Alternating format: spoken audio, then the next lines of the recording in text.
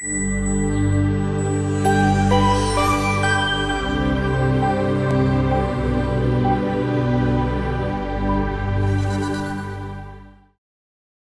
une personne n'arrive pas à se rapprocher d'Akadosh Baruch Hu? Eh bien, tout simplement parce que elle n'arrive pas à trouver le calme. Elle n'arrive pas à trouver la sérénité. La sérénité, c'est ce dont on a besoin pour pouvoir réfléchir, pour pouvoir se poser les bonnes questions.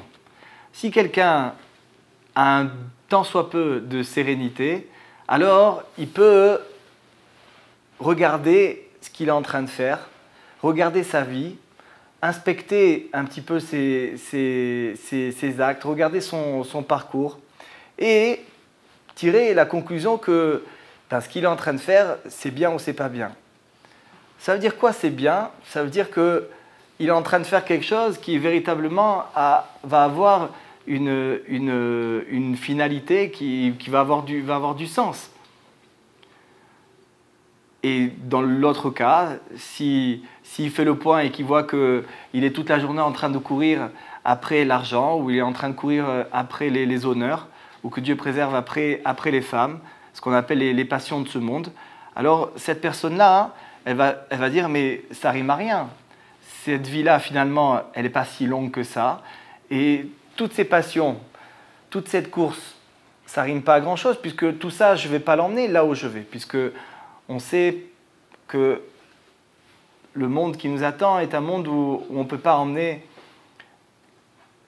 les choses de ce monde-là, c'est-à-dire on ne peut pas emmener l'argent, les honneurs, etc. » Maintenant, quand quelqu'un véritablement arrive à faire le point, parce qu'il a un peu de sérénité, alors il peut arrêter de prendre cette direction et rectifier en quelque sorte sa trajectoire et suivre, comme on dit, le bon chemin. Maintenant, comment arriver à ce calme intérieur? Eh bien, tout simplement grâce à la joie. Si une personne est joyeuse, alors elle peut avoir un peu de sérénité. Si une personne est triste, alors ce qu'on appelle, elle n'est pas tranquille. C'est-à-dire, on va en dire à quelqu'un, on dit « mais qu'est-ce qui t'arrive? T'es pas tranquille, tu n'arrives pas à tenir en place, tu bouges toujours, tu cours tout le temps, on n'arrive même pas à te parler. » Cette intranquillité, cette angoisse que peuvent avoir les gens, ça, c'est un rapport avec la tristesse. C'est-à-dire quand quelqu'un est au fond de lui véritablement triste, alors il n'est pas calme. Le calme, c'est important pour pouvoir réfléchir. Et pouvoir réfléchir sur les choses, c'est pas réfléchir sur les choses qui sont fondamentales, comme qu'est-ce que je fais de ma vie? Qu'est-ce que je peux bien faire de ma vie? On ne parle pas de réfléchir sur ce que je vais faire le week-end prochain ou quel va être comment je vais développer mon prochain projet dans le travail. On parle de réfléchir sur la chose qui est la plus importante dans la vie d'une personne, qui est c'est quoi le but de ce monde? C'est quoi ma mission dans ce monde? À quoi est-ce que je vais pouvoir occuper mon temps? C'est quoi le plus important? C'est quoi l'essentiel dans ma vie?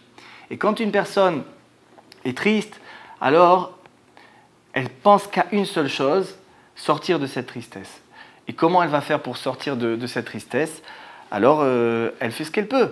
Et elle fait ce qu'elle peut, ça veut dire qu'elle va tomber dans ce qu'on appelle des choses qui sont faciles, des tentations de ce monde qui sont faciles parce qu'elles sont immédiates, mais on sait aussi qu'elles sont immédiates, mais elles durent pas tellement longtemps. C'est des satisfactions qui sont très, très, très éphémères. Mais en tout cas, pour quelques instants, pour un petit moment, la personne, elle va réussir à un petit peu oublier cette tristesse en rentrant dans une joie qui est une joie parfaitement illusoire, inutile et nocive.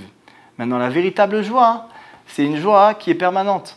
C'est une joie qui est liée au fait que la personne ressent quelque chose qui est quelque chose de permanent. Ce n'est pas quelque chose qui arrive à un moment donné et qui disparaît. C'est quelque chose de beaucoup plus constant. Et cette joie-là, eh ben, une des grandes façons de l'obtenir, d'y arriver, c'est, dit Rabbi Nachman, d'étudier et de prier. Ça, c'est deux piliers essentiels. Une personne, quand elle étudie, alors elle peut tirer de son étude, donc de l'étude de la Torah, une vitalité qui est une vitalité de joie, et quand elle prie, de la même façon. En priant et en étudiant, une personne va pouvoir prendre de la joie et vivre cette joie de façon permanente. Maintenant, si elle n'étudie pas et si elle ne prie pas, alors il y a une certaine sécheresse en elle et elle peut tendre à la tristesse et elle, donc malheureusement elle va être attirée par des choses qui sont négatives pour sortir de cette tristesse. Alors en conclusion, pour se rapprocher de Dieu, on a besoin de trouver une paix intérieure. Cette paix intérieure, il n'y a que grâce à la joie qu'on peut l'avoir. Attention, pas n'importe quelle joie, une joie véritable, une joie qui vient de la sainteté, une joie qui vient de l'étude, une joie qui vient de la prière.